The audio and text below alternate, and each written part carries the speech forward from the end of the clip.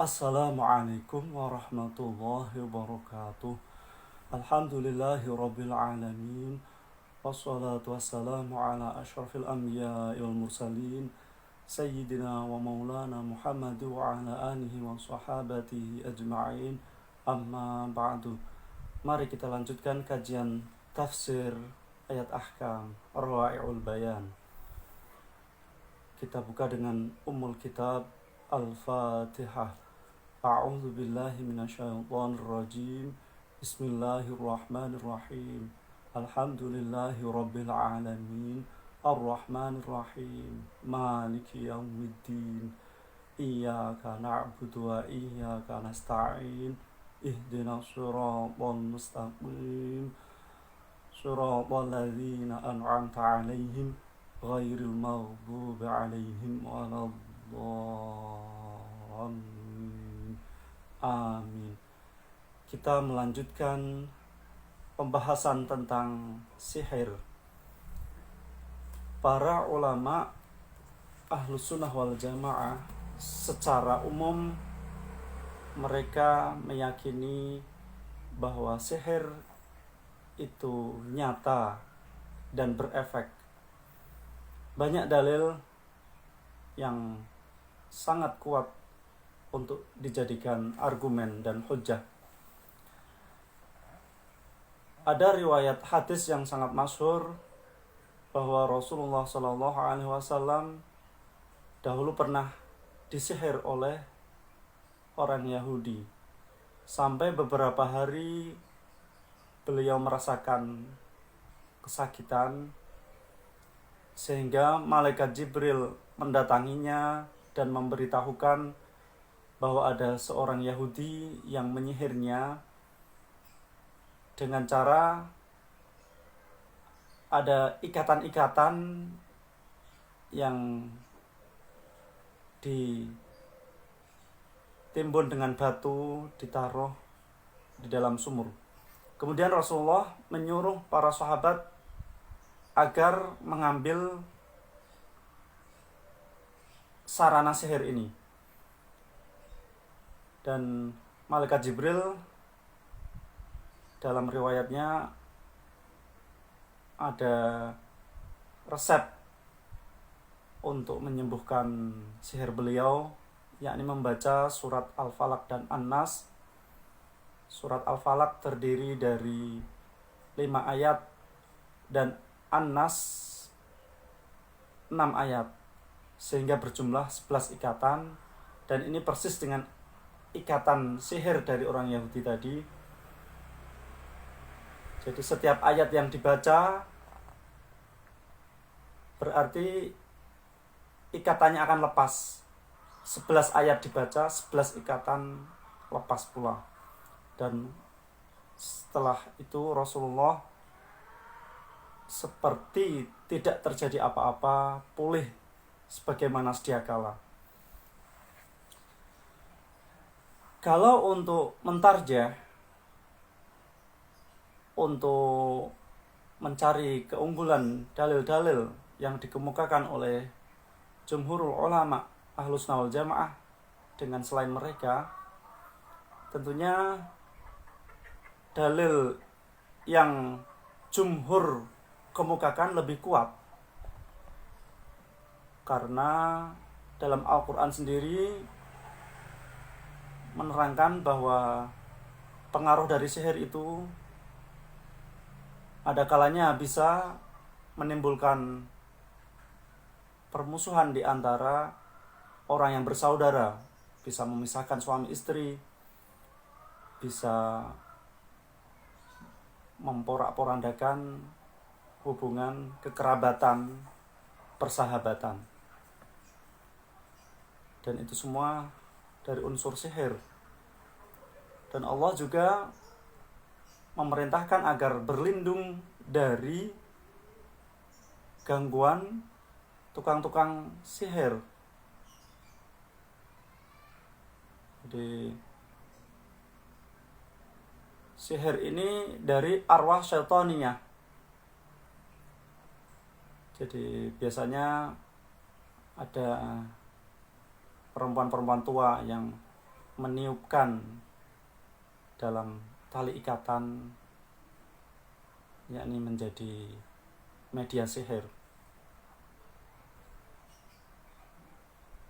Kemudian sihir ini tidak akan bisa terjadi, tidak akan mempan kecuali dengan izin Allah Subhanahu wa taala. Jadi hakikatnya Allah lah yang punya kehendak kejahatan itu bisa terjadi atau tidak.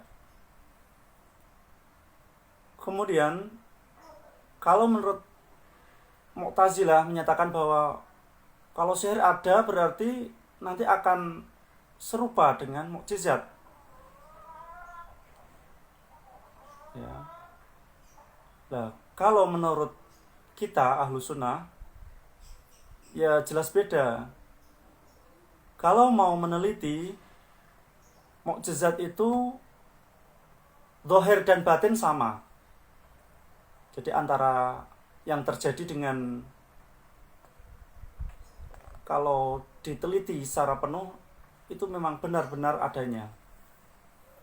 Sementara kalau sihir itu antara apa yang terlihat dengan kenyataan yang sebenarnya itu pasti berbeda. Dan di situ kalau diangan-angan, kalau diteliti lebih lanjut pasti ada unsur rekayasa, ada permainan dan sebagainya. Kemudian Imam Al-Qurtubi mengatakan hendaknya orang tidak ingkar seandainya ada di tangan seorang penyihir sesuatu yang di luar adat kebiasaan, sesuatu yang luar biasa terjadi. Jadi meskipun itu tidak normal terjadi pada kebanyakan manusia, tapi harus percaya. Misalnya ada penyakit yang dikirim,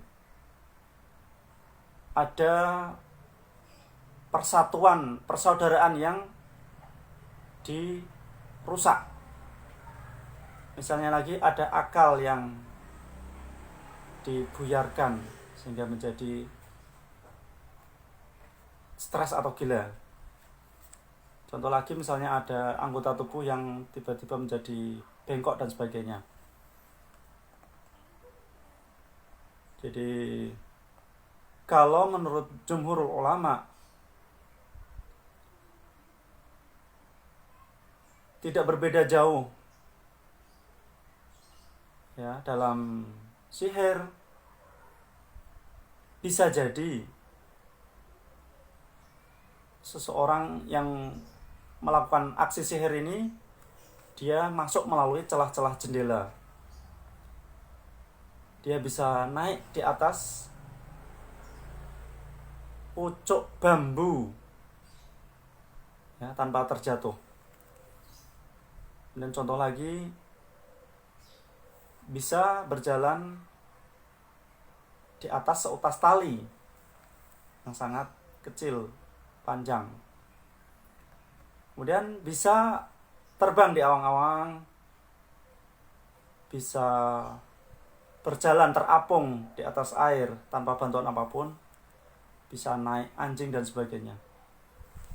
Dan semua itu tentunya tidak akan terjadi murni dari penyihir itu, melainkan memang Allah menciptakan sesuatu yang menjadi sarananya dan peristiwa sihir itu bisa terjadi.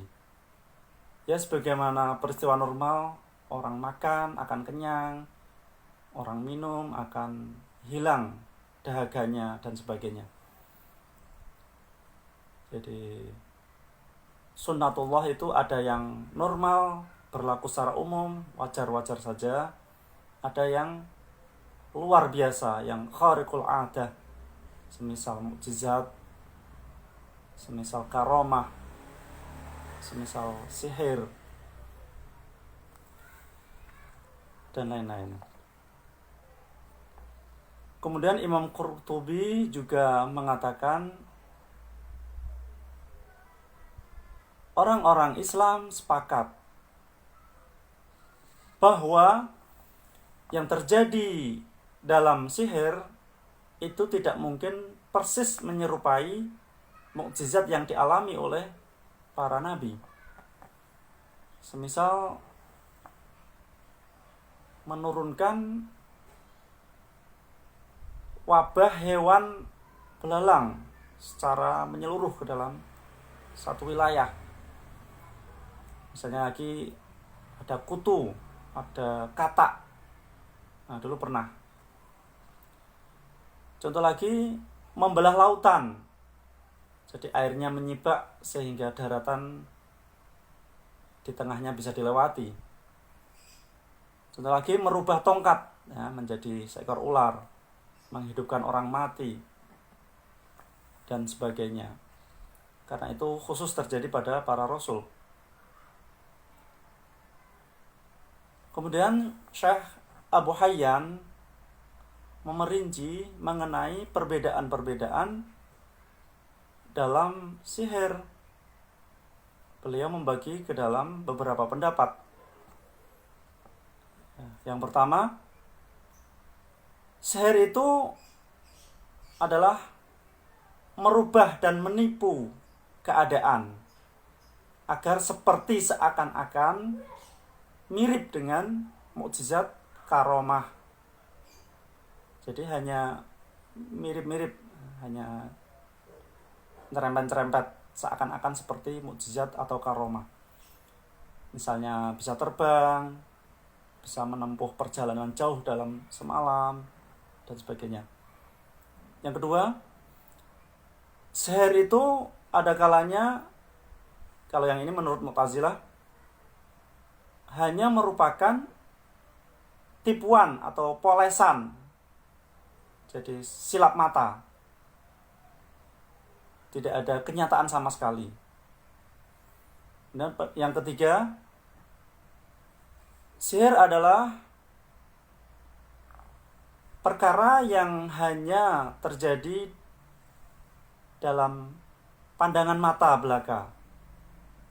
Jadi seperti tukang-tukang sihir pada zaman Fir'aun, mereka itu talinya, tambangnya, dan tongkatnya itu diberi air keras, kemudian nanti di bawahnya diberi pemanas sehingga bergerak-gerak seakan-akan seperti ular-ular. Kemudian yang keempat, sihir adalah dari unsur pelayanan dan pertolongan jin. Jadi seperti khodam. Dan yang kelima, sihir itu dibuat dengan cara dibacakan asma tertentu, diberi azimat tertentu. Dan yang keenam, sihir itu berasal dari jimat-jimat, yakni melalui bala bantuan setan ya, untuk mempermudah suatu hal. Dan yang ketujuh, sihir disusun dari kalimat-kalimat yang dicampur. Di situ ada unsur kekufuran. Jadi seperti mantra-mantra, seperti nanti ada rekayasa, sulapan, dan sebagainya. Jadi inilah pendapat-pendapat mengenai sihir. Kurang lebihnya mohon maaf. Wallahu a'lam bishawab.